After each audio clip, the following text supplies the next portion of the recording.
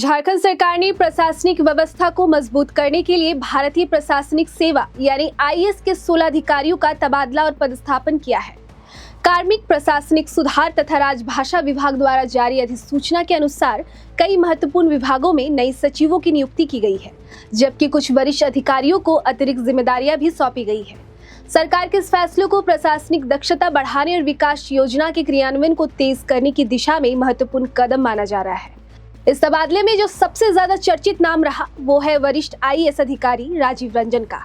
सरकार ने राजीव रंजन को परिवहन विभाग का सचिव नियुक्त किया है। उन्हें एक अनुभवी और कुशल प्रशासक माना जाता है। वे लंबे समय से प्रशासनिक सेवा में कार्यरत है और विभिन्न विभागों में सचिव तथा आयुक्त जैसे महत्वपूर्ण पदों की जिम्मेदारी निभा चुके हैं।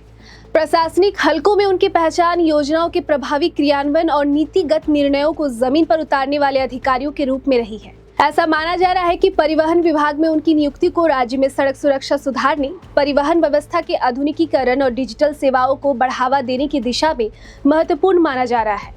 वर्तमान में झारखंड का परिवहन विभाग वाहन पंजीकरण और ड्राइविंग लाइसेंस सेवाओं को पूरी तरह डिजिटल बनाने, सड़क सुरक्षा को मजबूत करने तथा राजस्व संग्रह बढ़ाने जैसे कई महत्वपूर्ण लक्ष्यों पर काम कर रहा है।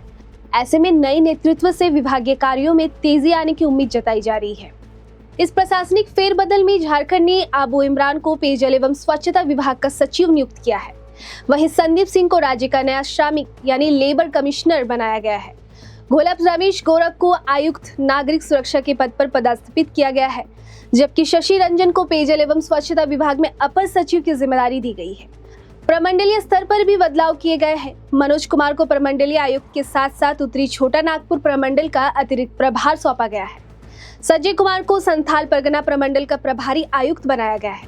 वहीं कुमुद सहाय को पलामू प्रमंडल और रवि रंजन कुमार विक्रम को कोल्हान प्रमंडल का प्रभारी आयुक्त नियुक्त किया गया है। इसके अलावा कुछ अधिकारियों को अतिरिक्त जिम्मेदारियां भी दी गई है।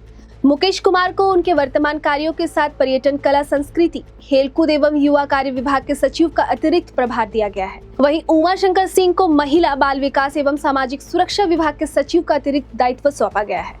सरकार के इस व्यापक प्रशासनिक फेरबदल को राज्य में प्रशासनिक समन्वय मजबूत करने और विकास कार्यों को गति देने की रणनीति के रूप में देखा जा रहा है। अधिकारियों के नए पदस्थापन के बाद आने वाले समय में विभागों के कामकाज में और तेजी आने की उम्मीद है।